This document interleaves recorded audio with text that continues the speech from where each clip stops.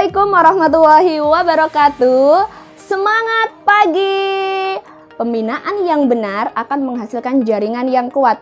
Bersama saya, Ina Amorea, Mobil Stokis Tangerang Selatan, akan membahas tentang bagaimana cara membina jaringan dengan benar. Mau tahu caranya? Check it out.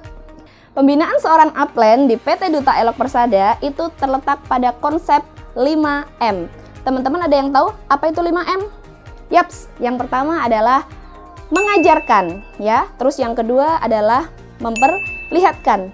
Yang ketiga adalah melibatkan. Yang keempat, mengamati, dan yang terakhir adalah melepaskan. Yuk kita bahas satu persatu. Yang pertama adalah mengajarkan. Sebagai seorang upline, kita wajib mengajarkan kepada downline kita. Apa saja sih yang harus kita ajarkan? Ya, tidak banyak-banyak ya teman-teman, cukup 3 hal saja. Yang pertama adalah company profile, yang kedua tentang manfaat produk, fakta dan manfaat produk, yang ketiga adalah tentang business plan. Ya, member baru itu tidak boleh kita lepaskan, harus kita pantau terus. Terus berapa banyak sih member yang harus kita rekrut di level 1? Teman-teman sebenarnya tidak ada batasan ya, mau merekrut berapa banyak. Tapi apakah teman-teman bisa membina semuanya? Tentu tidak ya. Sebenarnya cukup 3 orang saja yang potensial dan mempunyai semangat yang sama dengan kita, itu sudah oke banget ya.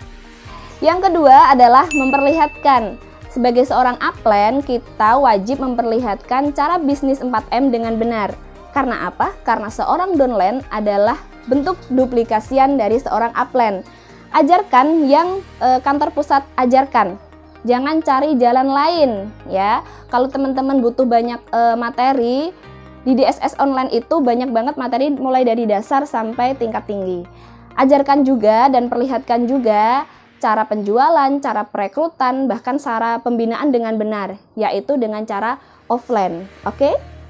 Yang ketiga adalah melibatkan. Sebagai seorang upline, kita harus sering-sering nih bikin acara dan libatkan downline kita.